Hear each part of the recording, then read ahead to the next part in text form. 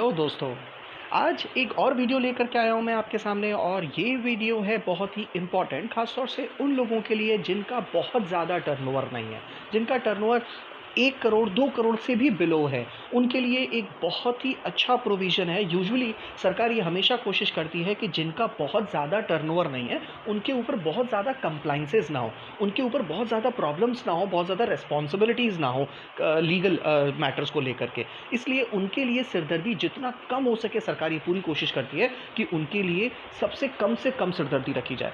उसी में से एक सेक्शन है सेक्शन 44 एडी जो आज हम डिस्कस करेंगे और मैं आपको बताऊंगा इसके कितने सारे फ़ायदे हैं।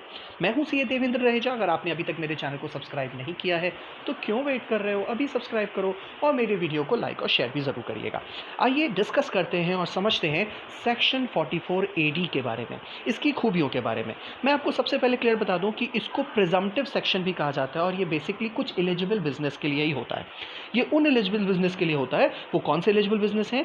या तो ये कोई रेसिडेंट इंडिविजुअल हो, या तो एचयूएफ हो, या तो पार्टनरशिप फर्म हो। इसके अलावा ये प्रोविजन किसी और को एप्लीकेबल नहीं होगा, यानी कि ना ये कंपनी को एप्लीकेबल होगा, ना ही ये एलएलपी को एप्लीकेबल होगा। और अगर आप इन सेक्शंस में से किसी भी सेक्शन का बेनिफिट अवेल करना चाहते हो तो भी उस सिचुएशन में आपको ये सेक्शन एप्लीकेबल नहीं होगा। ये सेक्शन केवल उन लोगों के लिए एप्लीकेबल होगा जिनका टर्नओवर 2 करोड़ रुपए से ज़्यादा नहीं है, यानी कि अगर आपका टर्नओवर 2 करोड़ रुपए से कम है तो उस सिचुएशन में ये सेक्शन आपके लिए बहुत ज़्यादा फ़ायदेमंद हो सकता है। आइए और समझते हैं कि आखिर इसमें क्या और बेनिफिट्स हैं।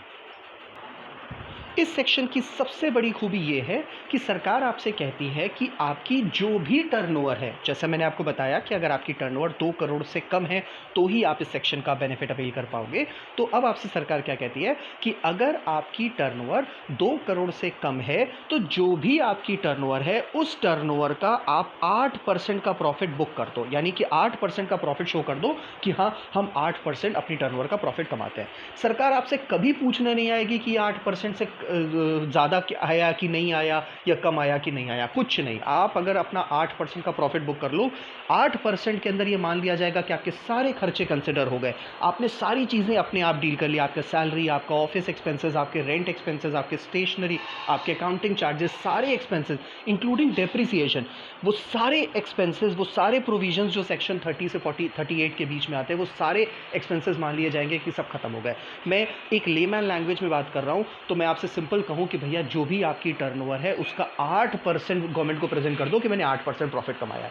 इसके बाद आपकी सारी सिरदर्दी खत्म।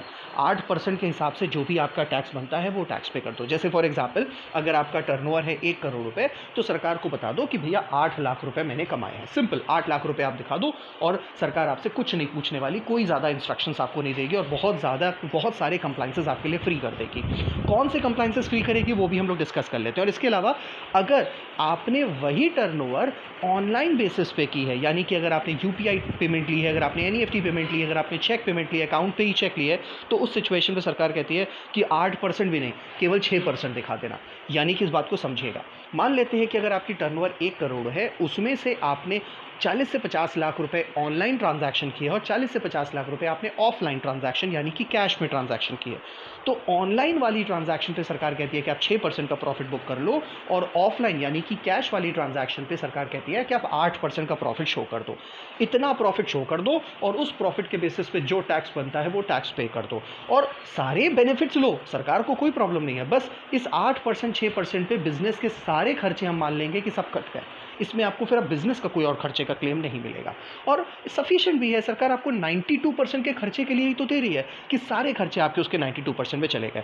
अब मैं बात करता हूं कि इसमें बेनिफिट क्या है। अरे भैया, सबसे बड़ा बेनिफिट है कि आपको कोई बुक्स ऑफ अकाउंट मेंटेन करने की जरूरत नहीं। सरकार कहती है यार वैसे ईमानदार हो, 1 करोड़ का टर्नओवर करते हो, 8% का प्रॉफिट बुक करते हो, यानी कि 8 लाख रुपए का प्रॉफिट शो कर देते हो, 92% हमने खर्चों के लिए ही तो दिए हैं और आपको सिरदर्दी से मैंने पूरा आज़ाद कर दिया। बुक्स ऑफ अकाउंट मेंटेन करने की ज़रूरत नहीं है, कोई ऑडिट कराने की ज़रूरत नहीं है, फ्री फंड में आराम से बैठो, कोई टेंशन ना लो, सिर्फ ईमानदारी से इसे बढ़िया तरीके से आप बिजनेस करो। आपके सारे कंप्लाइंसेस को हमने फ्री कर दिया, कोई रिस्पॉन्सिबिलिटी मैंने आपके ऊपर नहीं दी, आपको हर तरीके से मैंने आज़ाद कर दिया। सिर्फ बेनिफिट यही नहीं देंगे, इसके अलावा बहुत सारे और भी बेनिफिट देंगे। अब जो 8 लाख रुपए का आपने इनकम बुक किया है, जैसे मैंने अभी आपको बताया 1 लाख की टर्नओवर, मैं अभी मानता हूँ पूरा का पूरा आपने ऑफलाइन किया है, तो भी 8 लाख रुपए का आपने प्रॉफिट बुक कर लिया। इस 8 लाख रुपए में भी आप सेक्शन 80 से सेक्शन 80 यू के सारे बेनिफिट क्लेम करो ना, सरकार मना नहीं करने वाली। भाई 80 सी का सीधा सीधा बेनिफिट 1.5 लाख रुपए का है, आप पूरा पूरा बेनिफिट क्लेम करो, सरकार को कोई प्रॉब्लम नहीं है। आप हेल्थ इंश्योरेंस, मेडिकल जो क्लेम वगैरह होते हैं उसका बेनिफिट क्लेम करो, सरकार को कोई प्रॉब्लम नहीं है। सेविंग का बेनिफिट मिलता है वो आप क्लेम करो, सरकार को कोई प्रॉब्लम नहीं है।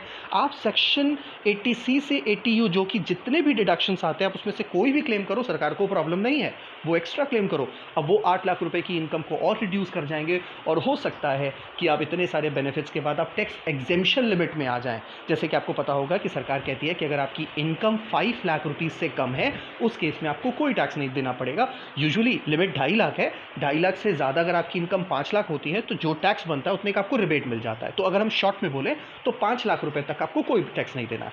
तो 8 लाख रुपए की इनकम अगर आपने 44 AD के हिसाब से सरकार को दिखा दी और उसके बाद भी अगर 3 लाख रुपए के डिडक्शंस के बेनिफिट ले लिए तो आपके ऊपर तो कोई टैक्स लायबिलिटी नहीं आई, ऊपर से सिरदर्दी सारी खत्म। हाँ, ये तो तब मैं बात कर रहा हूँ जब आपकी टर्नओवर 1 करोड़ है, अगर 1 करोड़ से कम है तब तो वो भी सिरदर्दी खत्म, आपकी प्रॉफिट और कम हो जाएगा, आप और ज़्यादा बेनिफिट अवेल कर सकते हो। इसके अलावा अगर आप ऑनलाइन ट्रांजैक्शन करते हो तो उसमें तो वारे किनारे 6% का ही प्रॉफिट बुक करने की ज़रूरत है। इसके अलावा जैसे आपको पता होगा कि सरकार ये कहती है कि आपको हर 3 महीने पे एडवांस टैक्स पे करना होता है, यानी कि सरकार वेट नहीं करेगी कि पूरा साल ख़त्म हो जाए तब आप प्रॉफिट निकालो और तब जाकर के सरकार को पे करो। सरकार आपसे कहती है कि हर 3 महीने पे आपको एडवांस टैक्स पे करना है। लो, उसमें भी खूबी ले लो, आपको कोई एडवांस टैक्स पे करने की ज़रूरत नहीं है, पूरे साल भर आपको कोई एडवांस टैक्स पे करने की ज़रूरत नहीं है। बस अभी याद रखना, जो फाइनल इंस्टॉलमेंट होती है, यानी कि हर साल की जो फाइनल इंस्टॉलमेंट होती है मार्च महीने की 15 मार्च, उस 15 मार्च में जो भी आपकी टैक्स लायबिलिटी मिलती है एडवांस टैक्स के हिसाब से वो आप उठा करके पे कर दो। यानी कि जो क्वार्टरली पे करने का झंझट था उससे भी सरकार ने आपको आज़ाद कर दिया। सिर्फ अब एक फाइनल पेमेंट आपको करनी है 15 मार्च को, उस तक आप अपनी जो भी आपकी प्रोविजनल लायबिलिटी निकलती है सरकार की वो पे करके ख़त्म कर दो।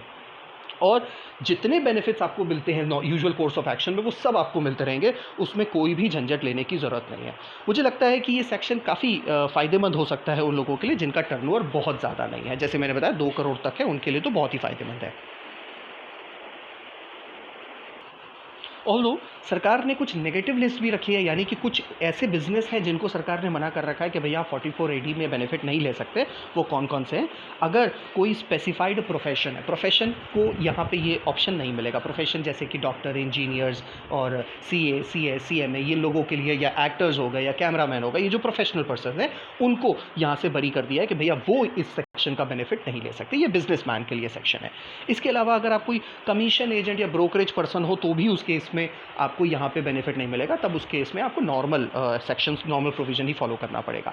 अगर आप कोई एजेंसी बिजनेस करते हो तो भी आपके लिए ये केस एप्लीकेबल नहीं होगा, एजेंसी केस बिजनेस, क्योंकि आप किसी प्रिंसिपल के ऊपर डिपेंडेंट हो तो उसमें कई सारे वेरिएशंस आ सकते हैं। तो इसलिए सरकार ने वहाँ पर भी मना कर रखा है कि भैया वहाँ पर भी आप ऐसा नहीं कर सकते।